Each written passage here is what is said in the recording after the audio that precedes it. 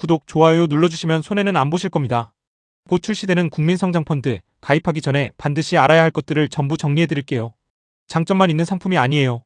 어떤 사람한테 맞고 어떤 사람한테 안 맞는지 팩트 기반으로 냉정하게 짚어드릴게요. 먼저 기본 구조부터 볼게요. 국민성장펀드는 2026년 5월 22일부터 6월 11일까지 3주간 판매해요. 국민 모집액 6천억 원에 정부 재정 1,200억 원을 더해 총 7,200억 원 규모로 조성해요. 투자 한도는 연간 1억 원, 5년간 최대 2억 원이에요. 최소 1만 원부터 가입할 수 있어요. AI, 반도체, 바이오, 2차전지 같은 첨단 전략 산업에 집중 투자하는 구조예요. 이제 장점부터 볼게요. 첫 번째 장점, 손실 보전 구조예요. 내 투자금의 20%까지는 손실을 방어해줘요. 정부 자금으로 20%까지 보호해주는 거예요. 두 번째 장점, 소득공제예요. 최대 40%, 한도 1,800만 원까지 소득공제를 받아요. 연봉 5천만 원에 3천만 원을 투자하면 약 317만 원 절세 효과가 있어요.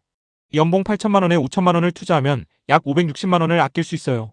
소득이 높을수록 절세 효과가 더 커지는 구조거든요. 세 번째 장점, 배당소득 분리과세예요. 3년 이상 투자하면 배당소득의 9% 분리과세가 적용돼요. 일반 배당소득세 15.4%보다 낮은 세율이거든요. 이제 단점이에요. 첫 번째 단점, 5년 환매금지예요. 만기 5년의 환매금지형 펀드예요. 거래소에 상장되면 양도는 가능하지만 유동성이 낮아 거래가 이루어지지 않거나 기준가격보다 낮은 가격이 적용될 것으로 예상돼요. 결혼, 내 집 마련, 급전이 필요한 상황이 생겨도 내 돈을 꺼낼 수 없어요. 3년 이내 양도 시 세제 혜택이 추징돼요. 두 번째 단점, 수수료가 있는데 꽤 커요.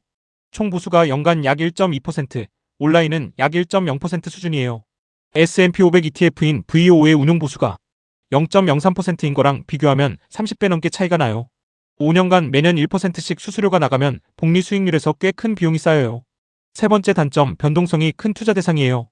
AI, 바이오, 2차전지 같은 첨단 성장 산업 중소형주 위주로 담는 구조예요.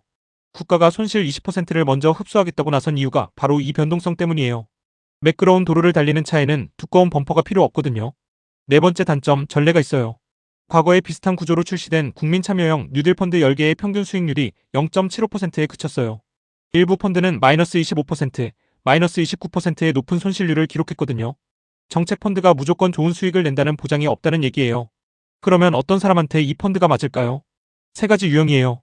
첫째, 연봉이 높아서 소득공제 효과가 큰 분이에요. 소득공제는 내세율 구간에 절세 금액이 곱해지는 구조예요. 연봉이 높을수록 절세 금액이 커지거든요. 연봉 8천만 원 이상이라면 이 펀드의 소득공제 효과가 강력하게 작동해요. 연봉이 낮을수록 절세 효과는 줄어들어요. 둘째, 주식 투자를 처음 시작하고 싶은데 손실이 무서운 분이에요. 20% 범위 안에서의 완충장치가 있기 때문에 처음으로 주식시장에 발을 들이는 심리적 부담이 낮아요. 단 5년을 버텨야 한다는 전제가 맞는 분이어야 해요. 셋째, ISA랑 연금저축 한도를 이미 다 채우고도 여유 자금이 남는 분이에요. 절세 계좌를 다 채운 다음 추가로 쓸 수 있는 여유 자금이 있다면 이 펀드의 소득공제 혜택이 추가 도구가 될 수 있어요. 반대로 이런 분들한테는 맞지 않아요. 첫째, 소득이 낮은 사회초년생이에요. 소득이 낮으면 소득공제 효과가 거의 없어요. 가장 중요한 혜택 중 하나를 못 받는 거예요. 그리고 5년간 돈이 묶여 목돈이 나가는 상황에서도 돈을 빼지 못하는 상황이라 곤란할 수 있어요. 둘째, 손실 20%와 수익을 구분하지 못하는 분들이에요. 20%는 완충장치일 뿐이에요. 손실이 20%를 넘으면 그 이유는 내 돈이 깎여요. 그리고 손실이 0%여도 수익률 또한 0%일 뿐이에요. 이 혜택으로 무조건 수익이 난다고 착각하시면 안 돼요. 셋째, ISA랑 연금저축 한도도 아직 못 채운 분이에요. 절세 효과 측면에서 ISA랑 연금저축이 국민성장펀드보다 훨씬 유연하고 확실한 구조예요. 메인 요리도 못 먹은 채로 한정판 디저트부터 주문하는 격이에요. 근데 더 중요한 게 있습니다. 이건 제 개인적인 생각인데 한 가지 변수가 있어요.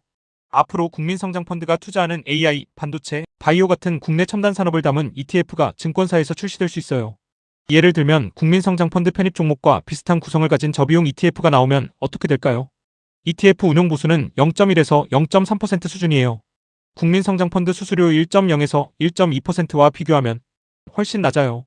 유동성도 ETF는 언제든 사고팔 수 있어요. 5년 묶임도 없고요. 이런 ETF가 실제로 출시된다면 국민성장펀드의 매력이 상당히 줄어들어요.